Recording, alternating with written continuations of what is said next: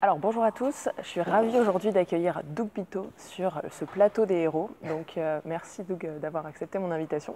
Merci d'être venu. Du coup, je suis vraiment contente qu'on puisse échanger ensemble aujourd'hui. Ouais.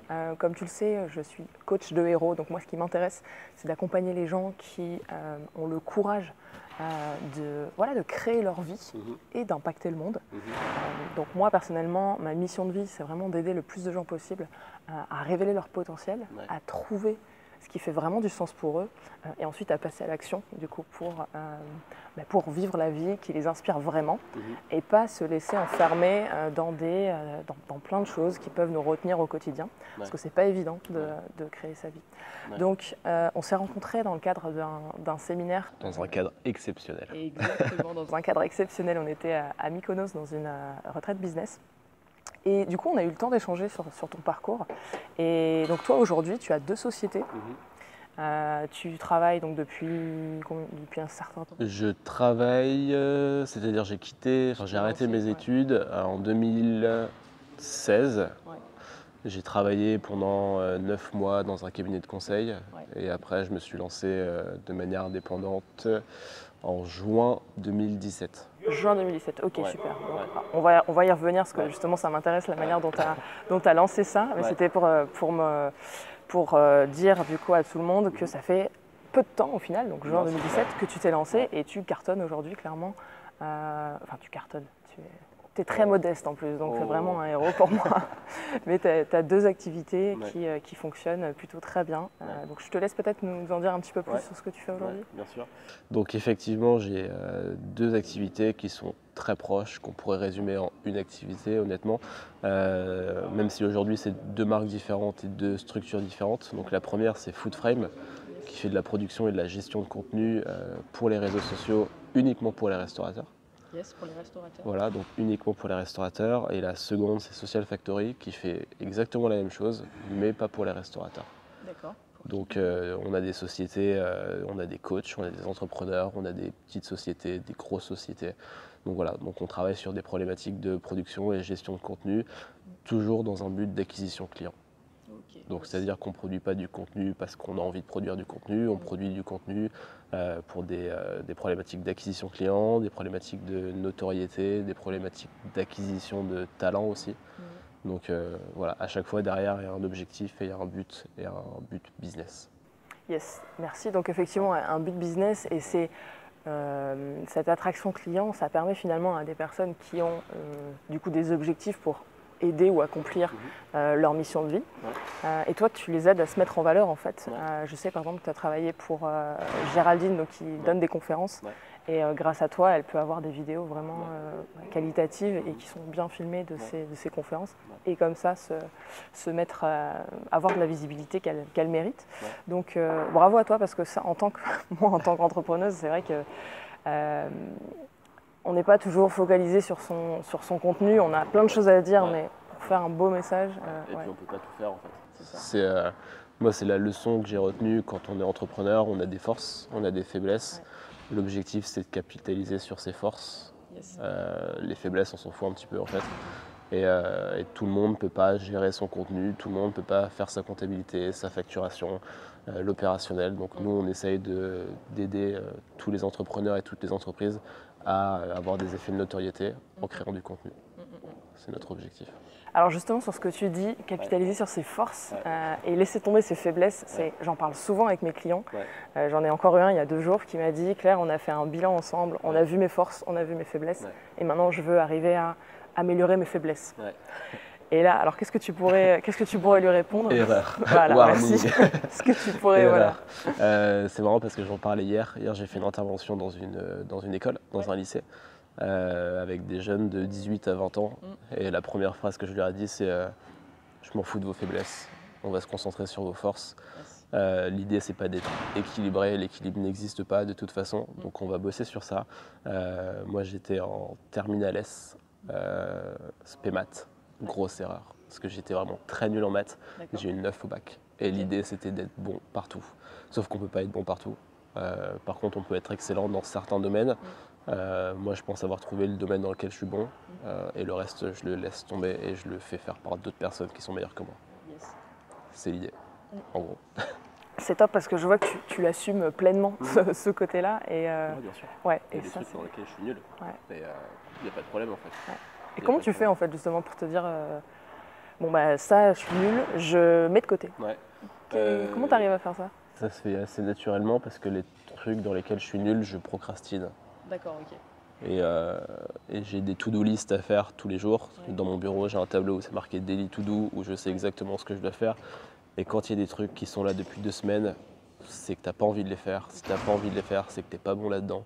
Si tu n'es pas bon là-dedans, ça veut dire que tu dois le faire par quelqu'un d'autre. Donc je préfère sortir de la trésor pour des trucs que je sais faire. Hein. Très honnêtement, la facturation par exemple, je sais le faire. Ouais.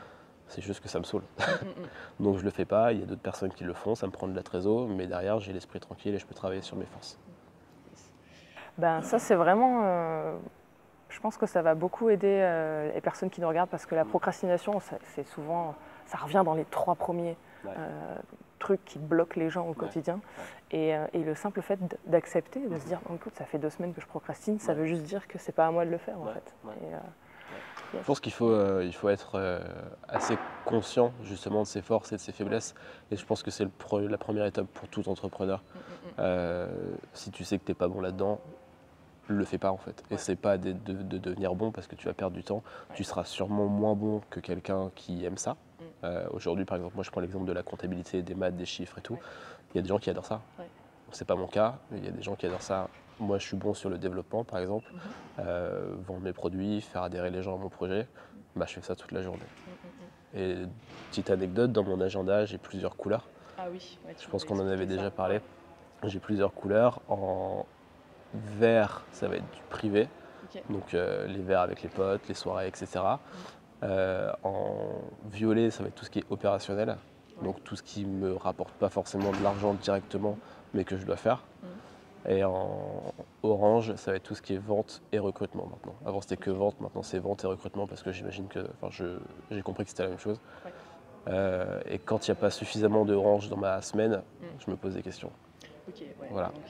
Donc en fait, visuellement, tous les dimanches, j'arrive à savoir ce que j'ai fait dans la semaine et si j'ai fait les bonnes choses. Yes, effectivement, avec le code couleur, c'est assez simple. Cool.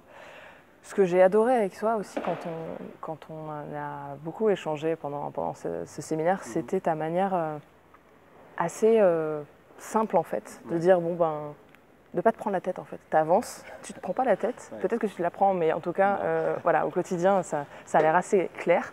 Et j'aimerais bien qu'on parle de la gestion des choses qui nous font peur. Je me rappelle, on a discuté, on parlait du saut en parachute. Et toi, tu m'as dit, d'ailleurs, qu'on doit faire, on va prendre rendez-vous. Mais tu m'avais dit, moi, quand il y a un truc qui me fait peur, justement, je prends un rendez-vous pour le faire le plus vite possible. Justement parce que ça me fait peur. Et du coup, est-ce que tu peux nous parler un petit peu de ça, de comment Pour moi, la peur, c'est le meilleur indicateur. Si tu n'as plus peur, ça veut dire que tu fais pas les bonnes choses en fait. Par exemple, pendant une période, ça faisait, je sais pas, 2-3 semaines que j'avais peur de rien. Je me disais, c'est bon, enfin, je suis bien, tout se passe bien. Et au bout d'un moment, je me suis dit, tu es dans un mauvais mood, il va se passer un truc, tu fais pas les bonnes choses, tu vas pas avoir les bons clients, tu commences à rentrer dans la facilité. Mets-toi une petite claque et va voir des gens qui te font peur, lance des projets qui te font peur. Par exemple, en ce moment, ce qui me fait peur, c'est recruter des gens. On en a déjà parlé. Ce qui me fait peur, c'est recruter des gens, donner ma confiance en des gens. C'est mes sociétés, c'est mes boîtes, c'est mes bébés. Donc forcément, quand tu délègues, ça c'est un truc qui me terrifie. Pourtant, je le fais. Là, ça fait 3 jours, j'ai fait je sais pas, 20 heures de recrutement. C'est la première chose que tu m'as dit d'ailleurs. Au moment où on s'est vu, tu m'as dit que tu faisais que ça. Donc. Et ça me fait flipper. Enfin, clairement, ça me fait flipper. Et c'est ce que je le dis même aux candidats. Hein. Tu le dis aux candidats. Je le dis aux candidats. Honnêtement, ça me fait peur de te recruter, ça me fait peur de bosser avec toi, mais je vais le faire parce que je sais que j'en ai besoin. Je pense que tu es bon. Et on va tout faire pour que ça fonctionne, tout simplement. Ok, donc vachement d'authenticité en même temps, quoi. À la fois, ça te fait peur, et en plus, tu es hyper clair. Hein, comme, je préfère le dire parce que je pense qu'il y aurait beaucoup moins de problèmes s'il y avait moins de non-dits. Genre directement on se dit les choses, même si c'est des choses qui peuvent parfois pas blesser parce qu'à chaque fois on essaie de faire dans la bienveillance, mais être authentique et dire les choses tout simplement. Je pense que c'est important. Carrément. Carrément, et c'est génial si on revient sur justement ce concept de héros. Donc le héros, c'est pas quelqu'un qui n'a pas peur ou qui n'a pas de faiblesse, c'est justement quelqu'un qui les a. Ouais. Enfin, tout le monde a des faiblesses ou des zones de peur, et heureusement, parce que sinon ce serait pas intéressant, on serait des machines en fait. Et du coup, je trouve ça génial que tu le dises d'entrée de jeu pendant ton entretien en fait, et tu dois avoir en face un retour du coup qui est... C'est pas grave. Tu dois avoir un retour du coup en face qui est... Qu'est-ce qu'ils te disent les gens quand tu leur dis ça? Quand je leur dis que je suis flippé, Quand tu leur dis que ouais, ça te fait un peu peur de les recruter il n'y a pas de gêne, au contraire, ils sont à l'aise directement en fait. Ils sont à l'aise directement et ils me disent des choses qu'ils ne me diraient pas forcément à quelqu'un d'autre. J'ai eu un entretien hier par exemple avec une fille qui a un CV qui est farfelu entre guillemets. Ouais. Et en gros, quand on regarde son CV, on ne comprend pas trop ce qu'elle veut faire. Et elle a fait du droit, elle a fait des lettres, elle a fait de la science, elle a fait plein de trucs. Je pense qu'il y a beaucoup de monde dans ces situations-là. Et en fait, il y avait des choses qu'elle n'avait pas mises sur son CV parce qu'elle ne voulait pas en parler pour faire genre elle est encore plus dispersée que... Et elle m'en a parlé parce que directement, je lui ai dit qu'est-ce que je dois savoir que tu n'as pas mis sur ton CV, qu'est-ce que je dois savoir qu'il n'y a pas sur tes lettres de motivation, qu'est-ce que tu as envie de cacher. Je lui ai posé une question, à moi c'était... je vois ton CV, je vois que tu as abandonné pas mal de trucs, donc je lui ai dit cash. Si dans 6 mois, si on bosse ensemble et que dans 6 mois tu vas abandonner, ce sera à cause de quoi? Donc direct en fait, tu vois, ça pose les bases et je sais si elle me ment ou pas, parce que très clairement, tu dois réfléchir quand même quand on te pose cette question-là. Et elle m'a dit si je pars, c'est uniquement parce qu'il n'y a pas une bonne ambiance. Je lui ai dit t'inquiète pas pour ça. On va bien rigoler. Mais ça te permet déjà de cerner les gens et d'être plus efficace dans les recrutements. Enfin, pour l'instant, c'est ça. Complètement. Poser carte sur table en fait, avec les valeurs qui te tiennent à cœur. Alors si on parle un petit peu des valeurs, des choses qui sont importantes pour toi, aujourd'hui, ce serait quoi? Peut-être 2-3 valeurs? Le travail. Ouais. Le travail et la liberté. Le travail et la liberté. 2 choses qui sont très liées. Qui sont extrêmement liées. Le travail, l'étymologie du travail, c'est un truc c'est de la torture et c'est un truc qui fait mal, tu vois. Je sais plus ce que c'est exactement le terme latin, c'est tripaliar ou un truc comme ça. Outil, voilà, c'est un outil de torture, tu vois. Pour moi, le travail, c'est pas du tout ça. On en a déjà parlé. Le travail, c'est un puissant outil de liberté en fait.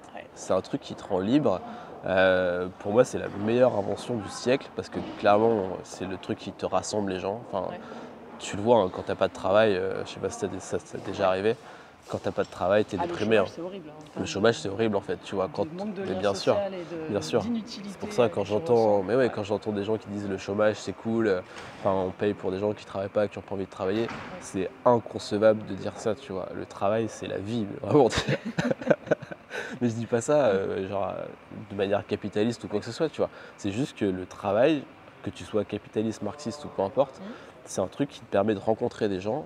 Enfin, regarde autour de toi le nombre de personnes qui sont en couple grâce au travail, tu vois. C'est clair. Enfin, c'est un truc qui est incroyable. Donc déjà, la première valeur, c'est ça. Et la deuxième, c'est la liberté, parce que le travail, c'est un truc qui te rend libre, tout simplement. Si t'as pas de travail, t'as pas de liberté, en fait. Donc ça, c'est important pour moi. Comment tu fais le lien en fait entre travail et liberté? Parce qu'il y a beaucoup de gens qui m'écoutent, notamment qui nous écoutent et qui sont, j'allais dire salariés, peu importe, salariés ou au chômage ou entrepreneurs, et qui, pour eux justement, le travail, c'est quand même quelque chose où il faut sacrifier de la liberté, entre guillemets, et du temps libre, ou du temps où tu n'es pas avec ta famille, avec tes amis, pour dégager un salaire. Donc comment est-ce que tu peux, comment tu peux faire le lien pour ces personnes-là En fait, tu peux être libre que tu sois salarié, entrepreneur, peut-être pas chômeur étant donné que tu n'as pas de travail, tu vois, mais tu peux être libre quand tu es salarié si tu aimes ce que tu fais. C'est encore une fois ce que je disais hier, on va bosser, moi j'ai 26 ans, je pense que bosser encore 40 ans, voire plus que ça. Enfin, si je peux bosser jusqu'à la fin, je serais très content, tu vois. Donc autant faire un truc qui te fait kiffer, très clairement. Tu passes en moyenne 8 heures par jour, voire plus pour certains, voire plus, mais en moyenne pour les... en France, je pense que c'est la moyenne, tu vois. Même si pour nous, je pense que c'est une demi-journée. Mais c'est ça qui te rend libre et en même temps, ça peut aussi devenir une prison dorée, je pense, tu vois. Enfin, je sais pas si tu vois ce que je veux dire, Si, mais complètement. on bosse tous les deux de la même manière, je pense. On bosse beaucoup. On se prive de certaines choses. On sacrifie des potes, un environnement. Donc ça peut devenir une prison dorée. Donc il faut faire gaffe à ça. Ah, exactement. Il faut vraiment faire gaffe à ça, trouver un équilibre, même si je pense que l'équilibre n'existe pas, tu vois, ce qui est paradoxal. Mais vraiment, en fait, le travail, c'est un truc qui, pour moi, me permet d'exister. D'accord, ok, ça te permet de te réaliser d'une certaine manière ou t'épanouir. Exactement. Genre accomplir des trucs, c'est un truc qui me rend vraiment super content. Et d'ailleurs, on parlait de la liste de gratitude que tu fais, que j'ai fait depuis qu'on s'est vu, donc ça fait 2 semaines. Ah super, tu continues à le faire? Ouais. Donc c'est la liste juste tous les matins d'écrire 10 choses pour lesquelles vous êtes reconnaissant. Et ça vous apporte, ça vous connecte à la gratitude en fait, dès le matin. Ouais, moi je le fais le soir. Donc tu le fais le soir, très bien. Parce que le matin, je suis trop fatigué. Ouais, mais chacun son moment. Et je me souviens plus en fait de ce que j'ai fait la veille. D'accord, ouais. Ça c'est un autre problème. Mais... Du coup je le fais le soir et en fait au début, déjà je trouvais ça super dur au début. Ouais, je me souviens, on en avait parlé. Ouais, putain, pourquoi je suis content en fait. Et après dès que tu fais le déclic, bah, tu te dis mais il y a plein de trucs, des trucs cons, tu vois, genre rien que le fait d'être avec toi, mais c'est cool, tu vois. Le fait d'être un truc encore plus débile, le fait d'être un humain sur Terre, c'est un truc que personne ne réalise, enfin la plupart des gens ne réalisent pas, mais tu as une chance de ouf d'être un humain sur Terre, en France. Nous on est à Paris, on est dans un cadre en bonne santé. Enfin, après, en gros l'idée c'est d'en faire 10. Au début j'en faisais 3, je fais c'est bon, j'ai terminé, tu vois. Et après là je suis à 20, 25, et au bout d'un moment genre arrête-toi mec, calme-toi. Et en même temps... En même temps c'est cool, donc je sais plus ce que c'était la question. Non, la question c'était les valeurs, ce qui est important pour toi et le fait, tu disais, tu t'épanouis en accomplissant des choses et après tu as fait le lien sur la gratitude. Et le travail c'est un truc qui me permet d'exister, mais après il faut pas oublier de vivre aussi, tu vois. Et je pense que c'est deux choses complètement différentes, d'exister et vivre. Et le travail ça te permet d'exister, mais il faut aussi que ça te permette de le vivre. Donc exactement. Voilà, donc c'est-à-dire genre au bout d'un moment tu dis stop et je profite quoi. Exact. Moi, j'accompagne beaucoup justement de personnes qui sont en reconversion ou qui en ont marre d'être dans leur job mais qui ne savent pas vraiment ce qu'ils veulent faire d'autre. Et du coup, souvent, ça fait peur. Et quand tu dis vivre, justement, c'est exister et vivre. Moi, je mets la question du sens avec ça. C'est-à-dire que finalement trouver du sens dans ton travail et en même temps connecter avec du sens dans ta vie. Et c'est à partir de là que tu peux être libre, pour moi, que tu sois salarié, que tu sois, peu importe ta situation, c'est quand tu mets du sens et que tu vois pourquoi tu fais les choses. C'est clair. Clair. Moi je suis complètement d'accord avec ça. Et après, en fait, le sens c'est un truc qui est ultra personnel, tu vois, donc je pense que ta raison de bosser, c'est pas forcément ma raison de bosser. Donc chacun doit y trouver son sens. Moi j'ai eu de la chance parce que je l'ai trouvé tôt. Comment tu l'as trouvé d'ailleurs, si on revient un petit peu là-dessus? Le sens, en fait je l'ai pas trouvé, c'est venu à moi, tu vois. C'est pas un truc que j'ai cherché, parce que si tu dis trouver, ça veut dire que tu le cherches, je l'ai jamais cherché, tu vois. Moi je l'ai jamais cherché, c'est un truc qui est venu à moi. Et je me souviens quand j'étais en école de commerce, à un moment, on te demandait c'est quoi le sens de ta vie et c'est quoi l'impact que tu vas avoir. Tu vois, on parle souvent d'impact. Et je me souviens, 90% de la classe ne savait pas, en fait. Ils n'avaient pas la réponse, alors que moi, c'est un truc qui me taraudait depuis des années, tu vois. Genre, c'est quoi le sens de ta vie, c'est quoi l'impact que tu vas avoir et la réponse, ce qui est... la réponse... Enfin, c'est ma réponse personnelle, tu vois. Le sens, c'est en gros, tu as un point de départ et un point d'arrivée. Ce qui compte, c'est ce que tu vas faire entre les deux et comment tu vas impacter ta vie et la vie des autres, tu vois. Mais pour moi, c'est le business, pour moi, c'est l'entrepreneuriat. Pour d'autres personnes, ça peut être l'art, enfin, ça peut être plein de trucs. Mais moi, c'est mon véhicule, tu vois. Donc, voilà. Toi, c'est ta mission, c'est d'accompagner les gens à trouver leur potentiel. C'est ce que tu disais au début d'interview. Je trouve ça ouf, tu vois. Ça m'a fait réfléchir quand tu as dit ça, genre, c'est quoi ma mission de vie, toi, tu vois. Ce qui peut mettre un peu de pression. Je peux comprendre que ça puisse mettre un peu de pression, tu vois. Parce que quand tu dis ça à quelqu'un qui n'a pas encore réfléchi à la question. Ouais, et en même temps, vu que moi, c'est marrant que tu dis ça parce que pour moi c'est naturel, c'est la chose la même manière que toi tu dis c'est avec du business ou c'est impacté en étant entrepreneur.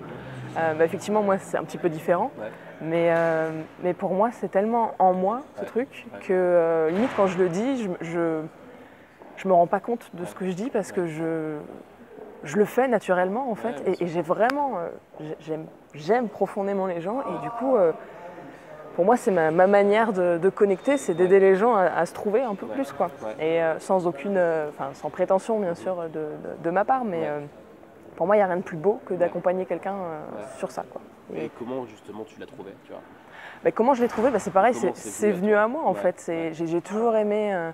J'ai toujours aimé écouter les autres et aider les autres. Et j'ai toujours aimé trouver des solutions. Ouais. Je ne sais pas pourquoi t'expliquer comment, ça a toujours été comme ça.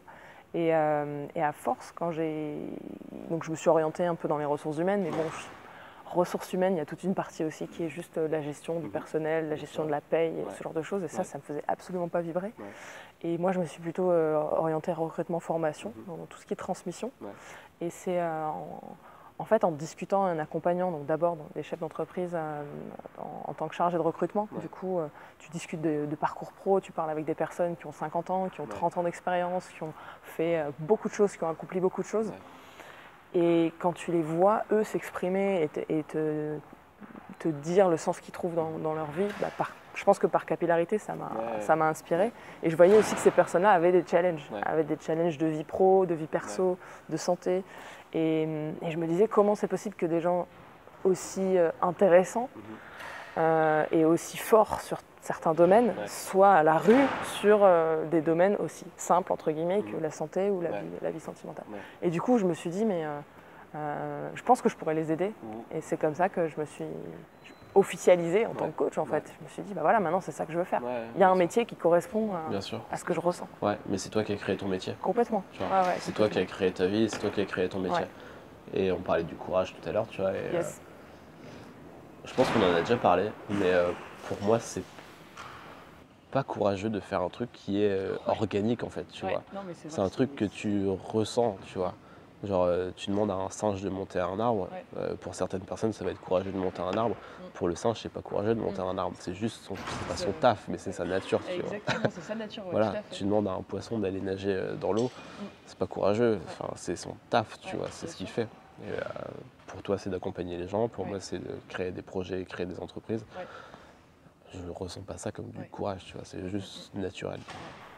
C'est marrant ce que tu dis parce que ça me fait penser à un moment de ma vie où j'ai quitté un job qui ne me convenait pas du tout et je quittais un CDI. Je ne savais pas vers quoi j'allais et j'avais beaucoup de gens autour de moi qui me disaient « mais attention, tu quittes un CDI, tu as vraiment du courage parce que tu ne sais pas ce que tu vas faire après ». Et moi je leur disais « mais c'est pas du courage, c'est juste qu'aujourd'hui je ne peux plus. Le courage au contraire ce serait de continuer dans ce truc qui me nuit et qui me fait me sentir mal au quotidien. Et moi je considère ça plutôt comme c'est pas du courage, c'est normal, c'est juste que… Je suis pas bien là, du coup, heureusement que je m'en vais. Et c'est pas vraiment du courage. Top. Pour terminer, peut-être, quels sont tes projets futurs si tu as une chose qui te tient à cœur en ce moment.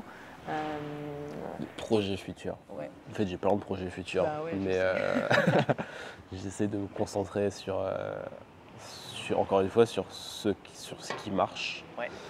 Parce que quand tu montes un projet, quand tu montes une boîte, en fait, tu as une courbe. Au début, tu vas avoir une excitation de fou.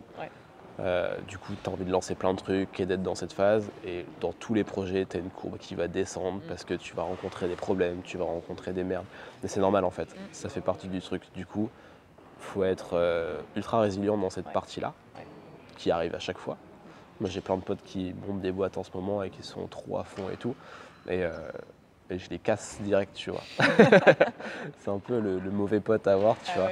Mais je préfère être réaliste avec eux, tu vois. Genre là, tu es dans une phase où c'est cool, tout est cool, mais il y a forcément un moment où ça va se casser la gueule, tu vois. Moi, je l'ai vécu, je vais le revivre, je sais que ça va arriver. Mais si tu es prêt, il n'y a pas de problème. Oui, donc en fait, tu les casses pas. Plutôt, toi, tu es passé par là. Donc eux, ils peuvent le ressentir comme de la casse, tu vois. Alors que toi, je suis sûr que dans ton intention, elle est pas… c'est du réalisme, en fait, tu vois. C'est juste que dans tous les projets, tu vas avoir une courbe où tu vas être ultra excité au début. Et puis, tu vas avoir des difficultés qui vont arriver, c'est sûr. Et c'est là qu'on va voir les vrais entrepreneurs et les faux, entre guillemets, même si j'aime pas trop cette distinction. Mais ceux qui ont vraiment envie. Ceux qui ont vraiment envie et ceux qui n'ont pas envie, tu vois. On m'a demandé comment t'as fait, pourquoi t'as pas abandonné et tout.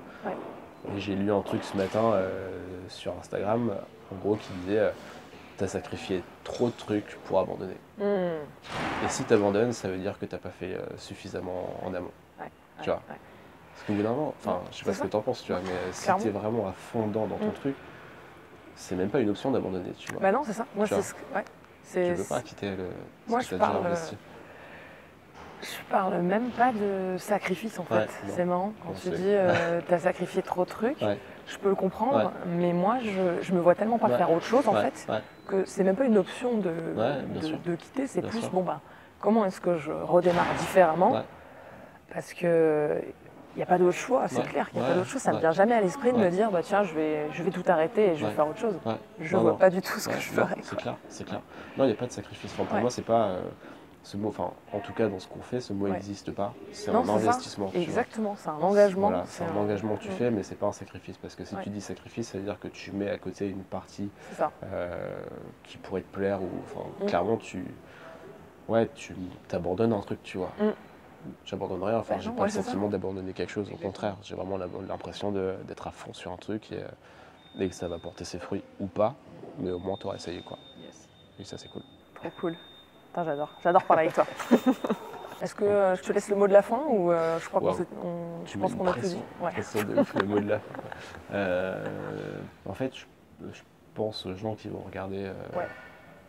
l'interview, conversation, parce que j'aime pas non plus ce mot d'interview. Conversation croisée, on va l'appeler. Ouais, j'aime bien. Attends, j'ai pensé à ça Ouais. sur l'ordi. Conversation croisée, ouais, c'est exactement ça.